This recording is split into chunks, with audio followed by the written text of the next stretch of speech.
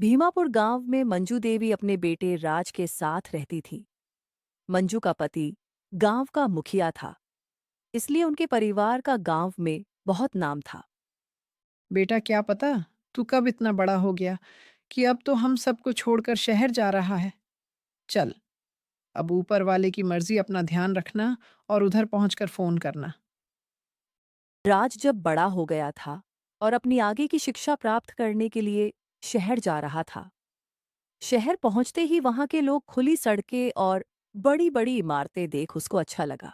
अगली सुबह ही वह कॉलेज गया। उसे बहुत से नए दोस्त मिले और वह इस वातावरण में घुल मिल गया। अब से राज रोज कॉलेज जाने लगा। ऐसे ही कुछ महीने बाद राज की कक्षा में एक नई लड़की आई। इसका नाम मीनू था। कॉलेज की घंटी बजते ही सभी लोग बाहर निकले और तभी सभी लोग बाहर खाने गए। अरे राज, चल कुछ खाने चलते हैं। वैसे भी बहुत दिन हो गया है हमें बाहर गए हुए। सभी लोग बाहर खाने गए और खूब मजे किए। मुझे अब जाना होगा। वह मेरी तबीयत कुछ ठीक नहीं है। घर वाले परेशान हैं। मैं घर जाकर थोड़ा आराम करता हूँ। ये राज घर जा रहा था, तभी वह मीनू से टकरा गया। अरे क्या तुम्हें दिखाई नहीं आता कि आगे से कोई आ रहा है? वैसे भी तुम लड़के तो लड़कियों से मिलने का कोई ना कोई बहाना खोजते रहते हो। ये तो तुम ही हो ना मीनू, हमारे कॉलेज की नई लड़की। अरे तुम मुझे जानते हो, मुझे माफ कर दो। वैसे भी गलती मेरी थी। लगता है तुम्हारी तबीयत कुछ ठीक नहीं है। हाँ, वह मुझे बहुत तेज बुखार है। छोड़ो, अब मैं चलता हूँ। वैसे राज, अगर तुम चाहो तो तुम मेरे घर से जा सकते हो। मैं तुम्हें घर तक छोड़ दूंगी। मीनू ने राज को घर छोड़ दिया और अपने घर चली गई।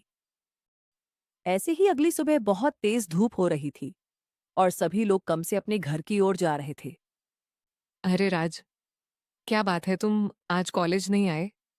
राज और मीनू अब से घंटों बातें करने लगे और अब दोनों के बीच पक्की दोस्ती हो गई थी।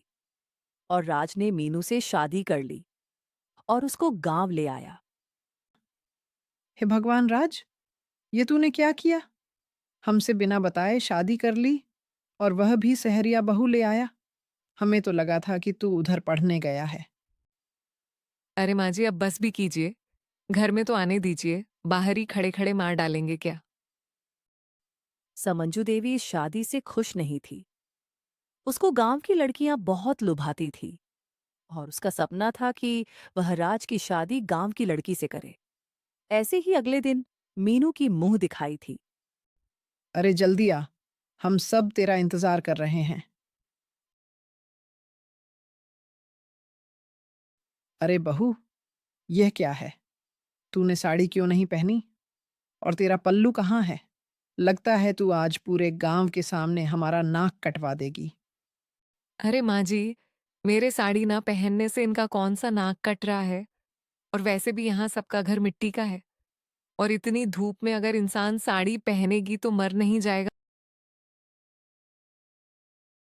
क्यों रे कलमुही, अब आया ना तेरे को मजा? मेरा पूरे गांव में कितना नाम था और तूने कुछ मिनट में मेरी पूरी इज्जत का सत्यानाश कर दिया। ऐसे ही शाम को सभी लोग खाना खाने बैठे, पर आज खाने के व्यंजन कुछ अलग ही थे। अरे, ये क्या है? हम नहीं खाते। ये सहरिया खाना, ये तेरे यहाँ चलता होगा, पर मेरे यहाँ बिल्कुल भी नहीं चलेगा। ऐसे तो मेरी तबीयत और बिगड़ जाएगी और इतनी मजबूत शरीर पर दरारें आने लगेंगी। माँ जी, मेरे को तो नहीं लगता कि आपके शरीर में जान भी है। और वैसे भी आपके शरीर के साथ साथ अगर आपका दिमाग भी ठिकाने पर होता तो आप इतना नहीं बोलता। और हाँ, आपको ये सब नहीं खाना तो मत खाओ। मैं तो यही खाऊंगी माँ जी। देवी को किसी ने पहली बार इतना बुरा भला सुनाया था। यह सब सुनकर वह गुस्से में चली गई। ऐसे ही अगली सुबह सभी लोग अपने काम में व्यस्त थे और तभी पड़ोस की सरल आ जाती है। वह मंजू देवी की बहुत ही खास दोस्ती। इत अरे वह सरल इतने दिनों बाद आई है। आप बैठ, चाय नाश्ता करके जाना। माँ जी, मैं बाजार जा रही हूँ और देर से आऊंगी, तो जरा रात का खाना खुद से बनाने की कोशिश करना। हे भगवान, यह देखो, इसकी जुबान कैसे कैची जैसे चल रही है मंजू। आप कौन होती है मुझे सिखाने वाली कि मैं कैसे बात करूं? चुपचाप घर पर जाइए और सो जाइए। वैसे भी गांव में बहुत गर्मी है। इतनी सारी बातें सुनने के बाद सरल बौखला गई और बिना कुछ बोले अपने घर चली गई। मीनू को ऐसे खुलेआम सड़क पर जाते हुए देखा। सारी औरतें बातें बना रही थीं। है मंजू, देवी यह क्या है? आपकी बहू ऐसे खुलेआम बाजार जा रही है और वह भी बिना साड़ी के।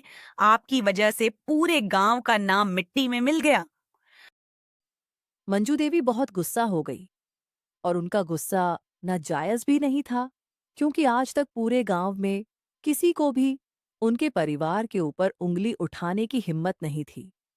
ऐसे ही कुछ समय बाद मीनू बाजार से आती है। आओ महारानी, आओ, पूरे गांव में तो तूने मेरा नाक कटवा दिया।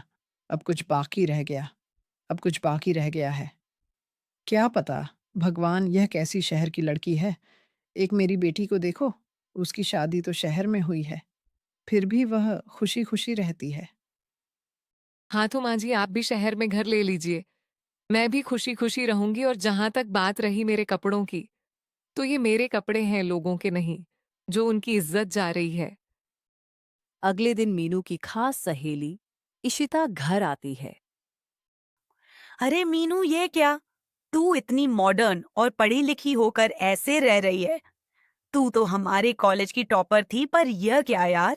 हमें देख, हमारी शादी कितने अच्छे घर में हुई है और ऊपर से यहाँ की गर्मी तो देख, ऐसा लग रहा है कि इंसान खड़े खड़े ही जल जाएगा। और ऊपर से घर में ना ऐसी फ्रिज और टीवी है।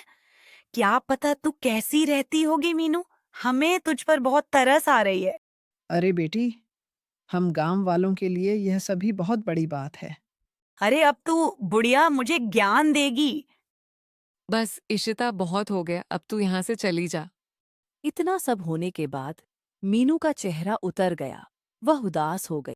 बहू, मुझे माफ कर दे। मैं तुझे हमेशा गलत समझती थी। सच में शहर की लड़कियां समझदार होती हैं। अब से दोनों सास बहू मिलकर रहने लगे और राज ने अपना एक खुद का अच्छा सा मकान भी ले लिया।